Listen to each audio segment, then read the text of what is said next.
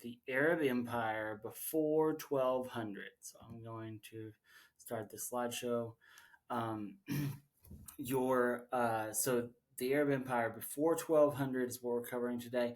You will need to take some notes on this, and then I'll have some questions for you to answer afterwards. All right. So the Arab Empire, at its height, at its greatest extent from 700 to 850, stretched from Spain all the way to India. It extended to areas in Europe, Asia, and Africa, and it encompassed, at least all, it encompassed all, or at least part of all of these different civilizations: the Egyptian civilization, Roman and Byzantine civilizations, Persia, Mesopotamia, and India. So all of those were part of the Arab Empire.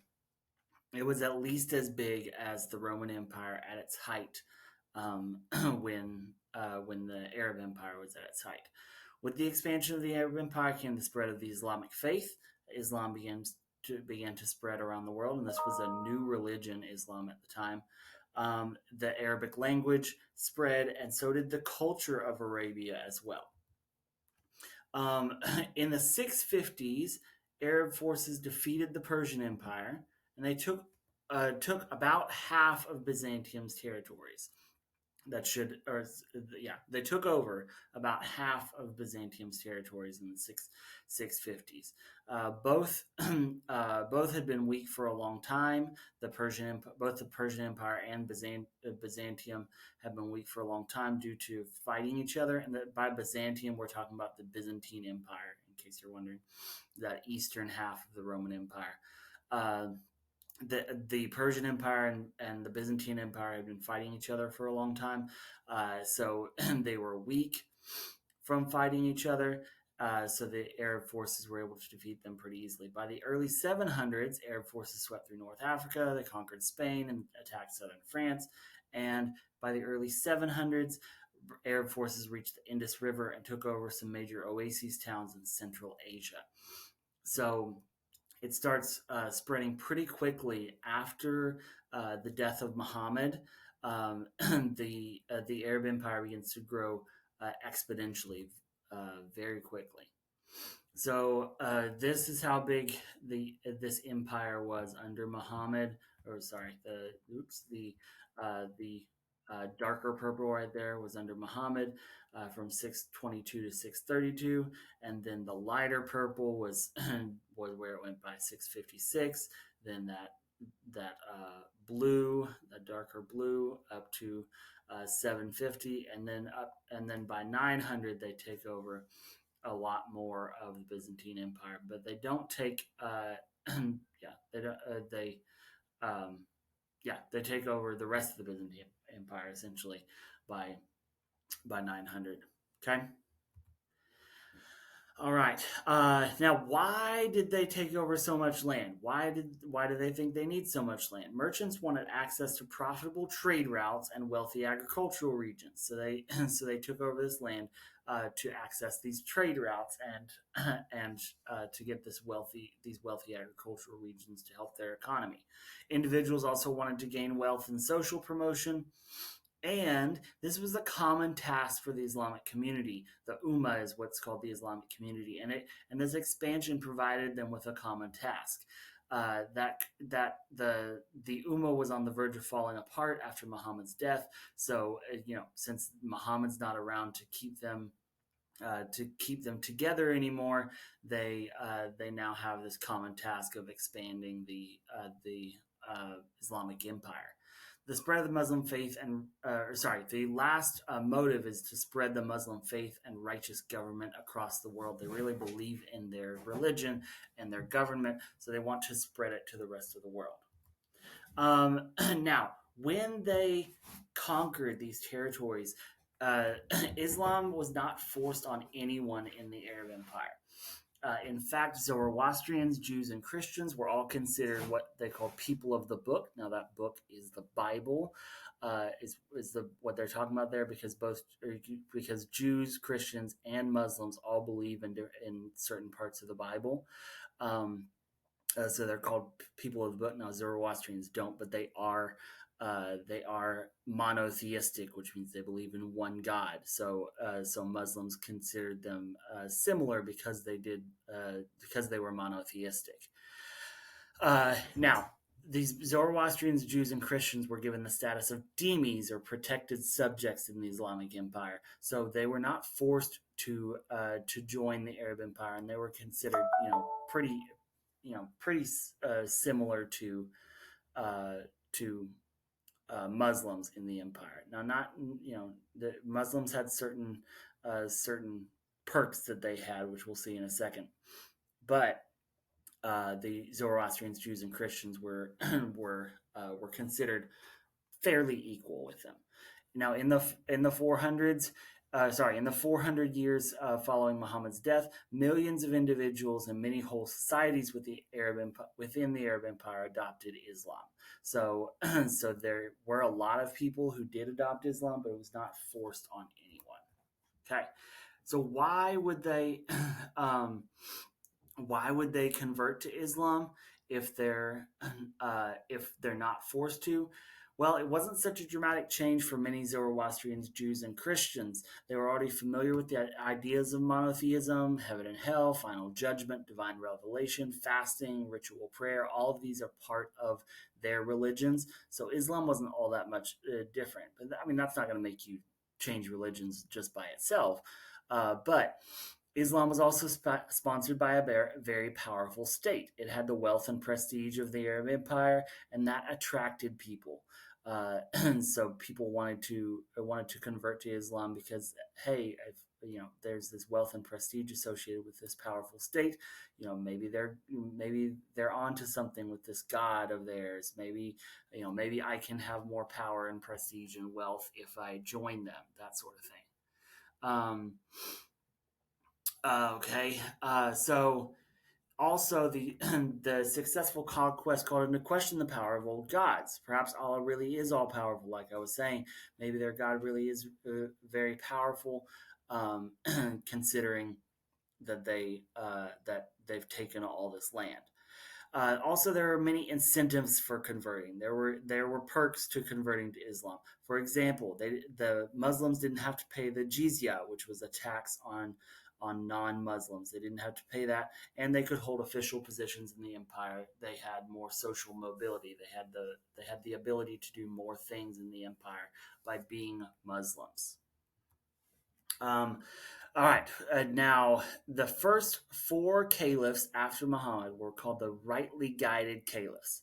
And now, a caliph is just a political and religious leader of the Islamic community. So Muhammad was kind of like the first caliph, but we call it, Muhammad's the prophet. So the first caliph is the one after Muhammad. But Muhammad was both the political leader and the religious leader of the Islamic community. The people that took his place afterwards are called the caliphs. They were close companions of Muhammad, these four rightly guided caliphs were, and they were chosen by the Muslim elders of Medina. However, during this time, division surfaced almost immediately, and there's a split between Sunni Muslims and Shia Muslims. Okay, now Sunnis believe that the caliph is the rightful political and military leader of Islam. Shiites believed that the that the leader of the Islamic community should be a blood descendant or relative of Muhammad. Okay, um, and that means that the caliph was not actually the rightful leader of Islam. Sunnis believe that the caliph should be chosen by the Islamic community, so they believe that it could be any devout Muslim. Any devout Muslim could be caliph. Shia believe that it had to be a blood descendant or a blood relative of Muhammad. Now, Shia also believe that religious authority comes from prayer leaders called imams, and imams were the only ones that could correctly interpret divine revelations in Islamic law. So, so they got their religious authority from the imams. The Sunni believe that religious authority comes from the larger Islamic community, particularly the ulama, which were the religious scholars. So they don't have to be the religious authority doesn't have to come from the imams. They can it comes from the ulama or the religious scholars there. But the basic split here comes from a belief in who should be the leader. Can it be any devout Muslim, or does it need to be a blood descendant or a blood relative of Muhammad? Now, as the Arab Empire grew, caliphs were transformed from modest Arab chiefs into absolute all powerful monarchs. They got so much power. They had elaborate court rituals, a complex bureaucracy, a standing army, centralized systems of taxation and money. And this led to two major ruling dynasties that came to control the Arab Empire during this time: the Umayyads and the Abbasids. Okay, the Umayyads ruled for almost 100 years, and they expanded the Arab Empire significantly. The caliphs became hereditary rulers. The capital moved from Medina to the Roman Byzantine city of Damascus in Syria, and the ruling class there was the Arab military aristocracy. The rich military rulers were the ruling class below the caliphs, kind of more local rulers. Now, the Umayyads were overthrown because non Arabs were kind of second class citizens in the Umayyad dynasty, and they resented that status. Shia Muslims believed that the Umayyad caliphs were illegitimate, so they wanted to overthrow the government as well. So you've got non-Arabs, you have Shia Muslims, both not happy with the Umayyads, and then many Arabs also protested the luxurious living of their rulers. They had too much stuff, and they were using so much of the wealth of the people for themselves. So they wanted to overthrow the the rulers for that reason. So if you got so many people protesting the rulers and wanting to overthrow them, that's going to cause some major problems. They were overthrown by 750. Now, the Abbasids took over from there, and they built up a new capital for the empire in Baghdad.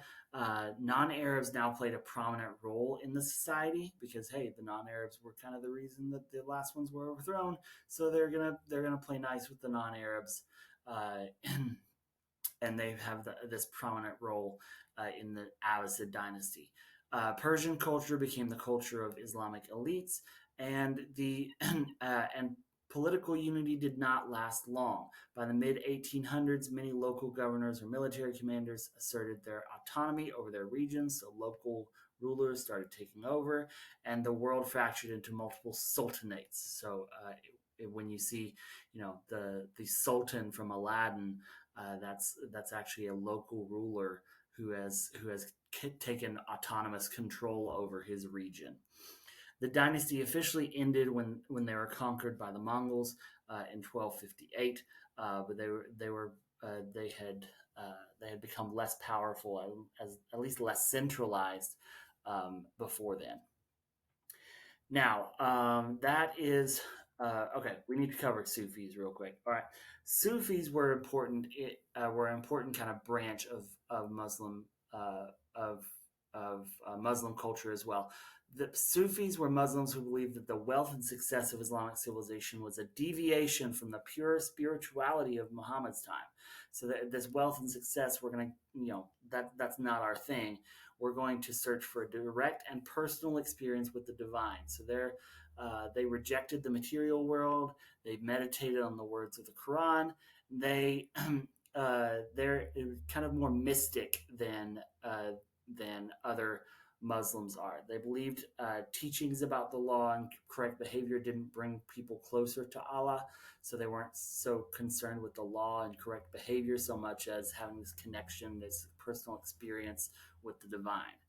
They believed that many ulama had been corrupted by their association with worldly and corrupt governments, and they challenged the religious authority of these ulama, and they charted their own course to Allah, which Allah is just the Arabic word for God.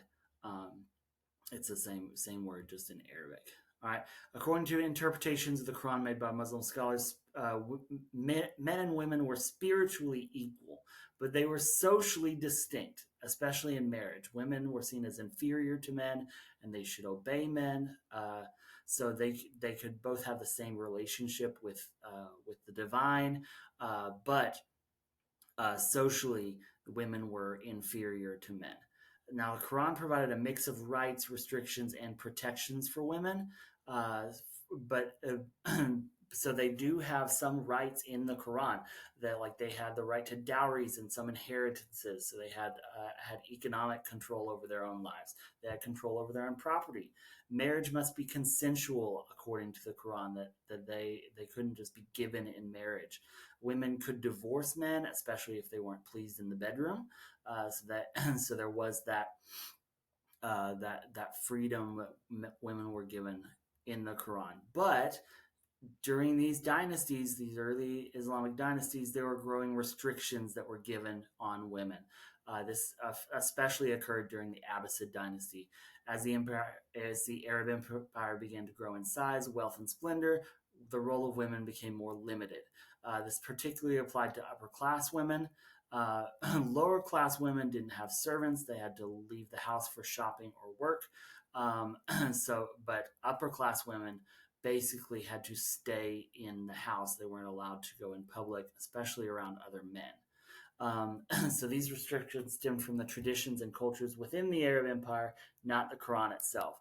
These restrictions are not part of the Quran, and again, it did give some rights and protections to women in the Quran. These came from the tradition and culture of the Arab Empire. Now, women were now expected to stay at home instead of in public mosques. They were required to be veiled and secluded. That was a standard practice in the Islamic Empire, and still today in some parts of that territory that used to be part of the Islamic Empire. They had separate living quarters and wealthy homes for women, so they weren't allowed to be around men.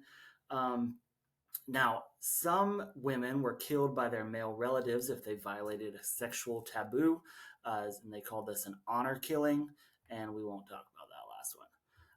Okay. Now, some of these